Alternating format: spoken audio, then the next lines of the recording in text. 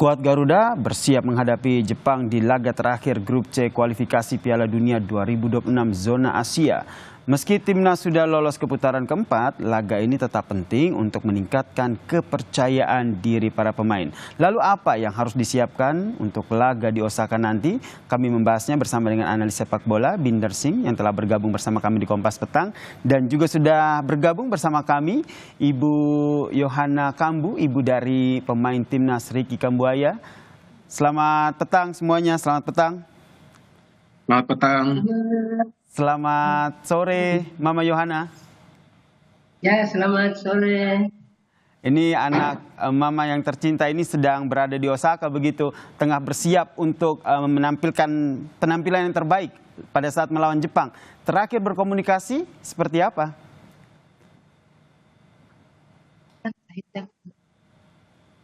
3 hari kemarin dia telepon.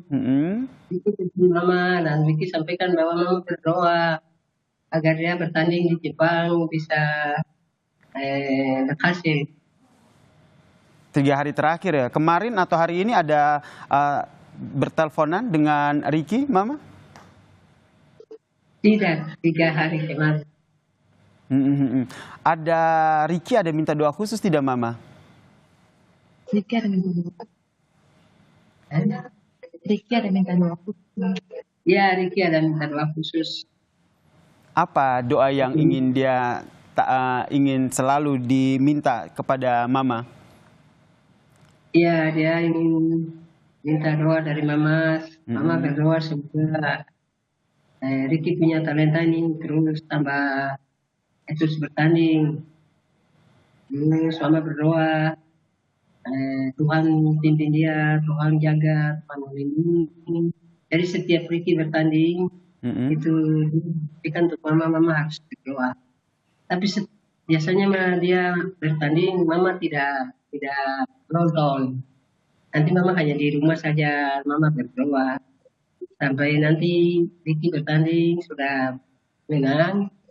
Nanti hari berikutnya itu Mama minta ini live kah ulang. Itu baru Mama bisa nonton. Mama tidak bisa nonton saat dia bertanding. Selalu meminta doa dari ibu ya, selalu minta doa dari Mama untuk jelang pertandingan ataupun selama ini masih tetap berkomunikasi begitu dengan Ricky. Saya ke Bung Binder. Bung Binder melihat sosok Ricky Kambuaya ini seperti apa? Kemarin sudah tampil saat laga melawan Tiongkok. Saya melihat Ricky sebagai petarung ya di atas lapangan ya. Dan di pertandingan melawan China, dia merupakan pemain yang punya inisiatif untuk juga melakukan pergerakan individu dan juga pressing para pemain tim lawan, tentu dengan bantuan rekan-rekan yang lain. Tapi secara ofensif dia memang menjadi pemain yang sangat membantu proses serangan. Karena kan di pertandingan melawan China itu kita perlu ya pemain-pemain yang punya keberanian dalam pengambilan keputusan. Dan itulah yang dilakukan oleh Ricky sepanjang jalannya pertandingan kan, sampai dia kesulitan menyelesaikan pertandingan sehingga harus diganti.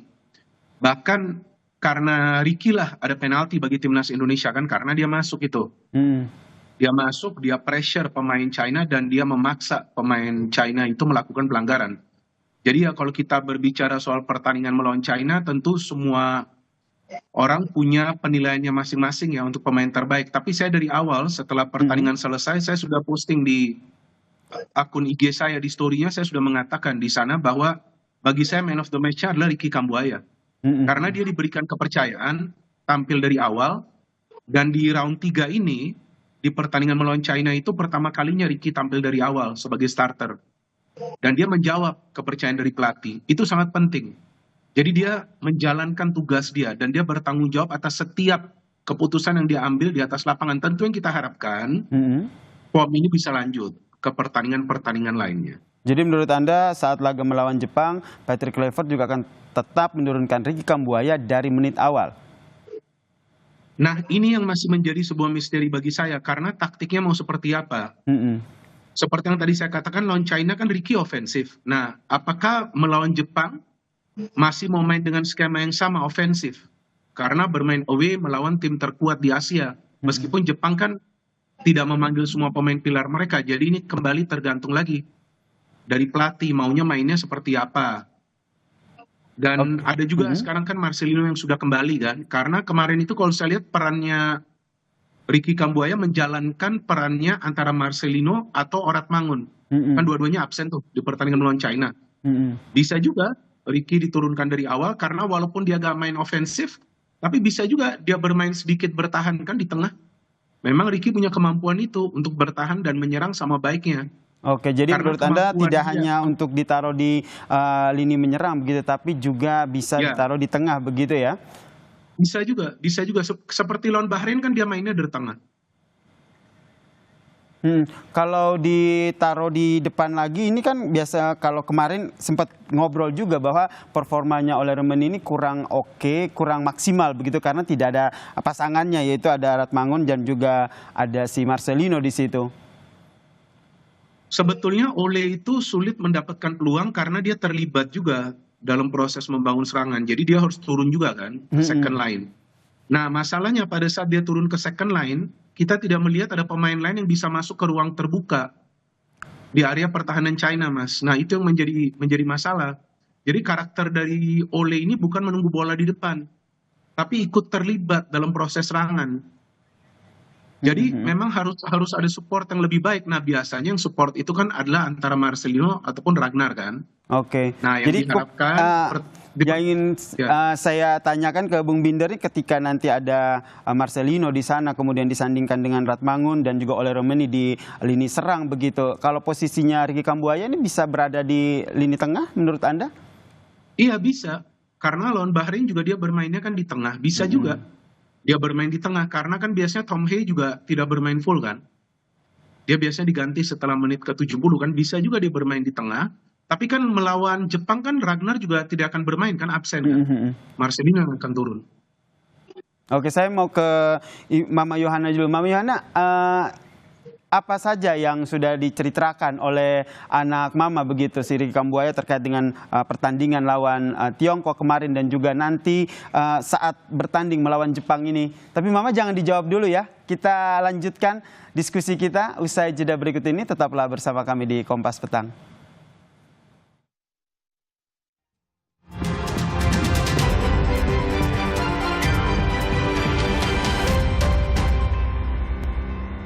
Kita masih membahas bagaimana persiapan timnas jelang laga melawan Jepang. Masih bersama saya, analis sepak bola, Bung Binder Singh, dan juga ada Mama Yohana, ibunda dari Ricky Kambuaya. Saya ke Mama Yohana dulu. Mama, saya lihat di belakang Mama itu ada foto ya. Itu foto Ricky Kambuaya, bisa ditunjukkan?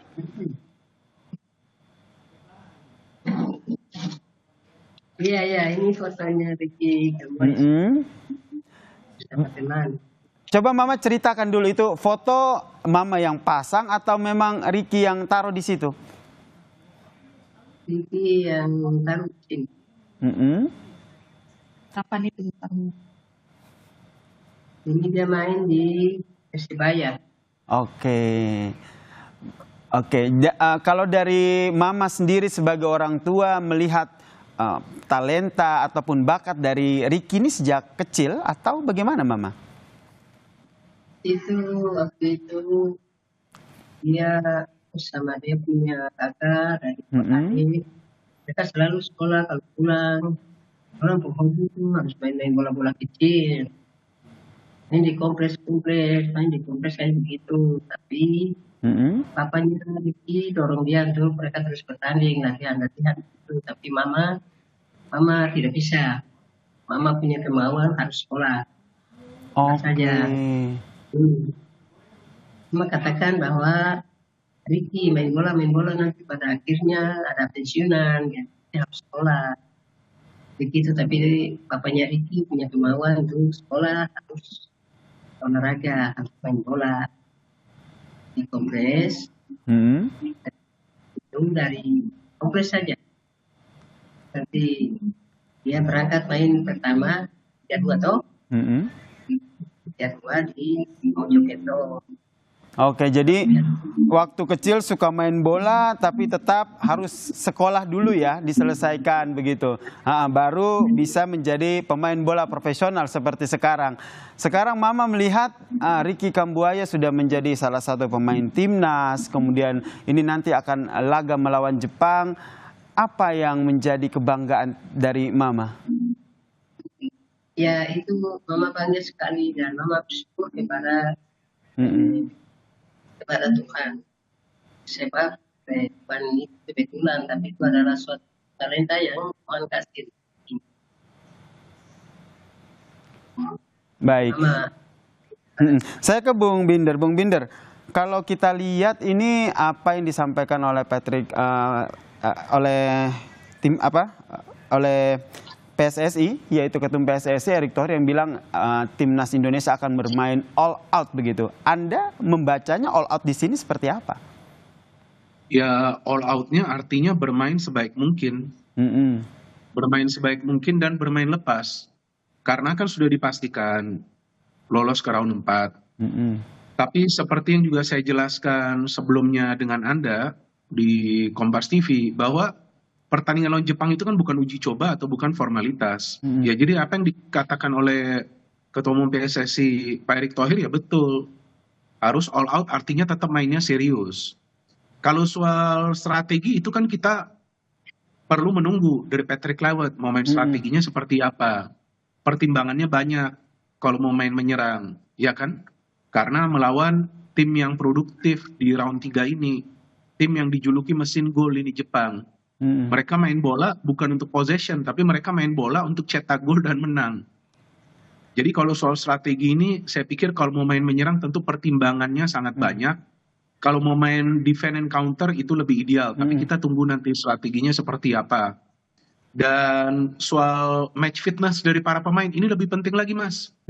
Karena lawan China itu kan habis-habisan tuh. Main di GBK, ya kan, karena butuh kemenangan. Nah, jadi saya pikir kalau soal line up, nanti tergantung lagi asesmen dari tim kepelatihan atau meskipun dari Patrick Kluivert sendiri bilang bahwa tidak akan terlalu merubah komposisi pemain ya. Ya betul, tapi kan bisa saja nanti last minute ada pemain yang tidak fit, kan bisa saja Mas. Kan mereka masih menjalani latihan hari ini juga kan. Nah ini yang kita harus tunggu. Kalau soal tidak akan banyak perubahan, ya betul. Saya tidak yakin akan ada banyak perubahan.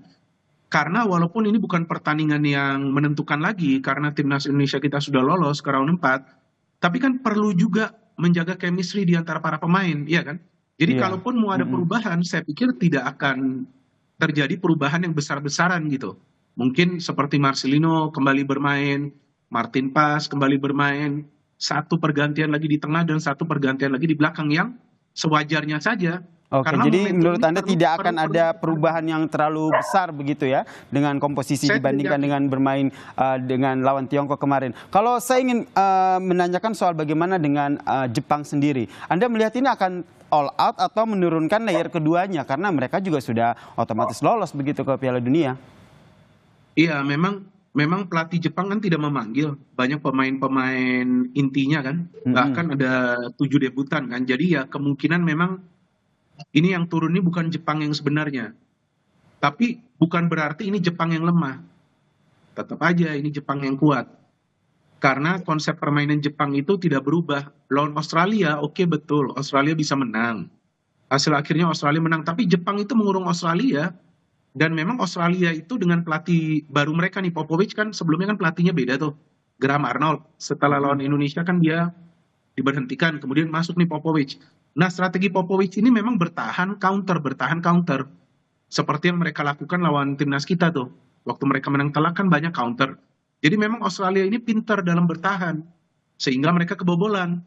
Nah artinya kalau kita berbicara soal peluang dari timnas Indonesia kita lawan Jepang besok sore. Kalaupun mau main defensif, bertahannya itu harus benar. Dan tidak boleh ada kesalahan sama sekali. Ini yang harus dijaga. Kalau bisa mencontoh apa yang dilakukan Australia, pada saat bermain di Jepang juga, kan Australia menahan imbang. 0-0. Dan pada saat itu kan Jepang turun full tim. Mereka mainnya sama. Bertahan, counter. Jika timnas kita bisa mencontoh permainan dari Australia, walaupun materi pemain kita beda, dengan Australia, bisa saja timnas Indonesia kita mencuri poin di Dan Osaka. kalau kita lihat lini bertahan kita juga cukup oke begitu. Tapi kalau kita berbicara soal penjaga gawangnya nih, kalau menurut Anda akan kembali menurunkan Martin Paes atau Emil Audero yang kemarin juga sudah membuktikan performanya saat melawan Tiongkok? Saya pikir tetap Martin Paes ya Mas, karena dia kan kiper utama ya.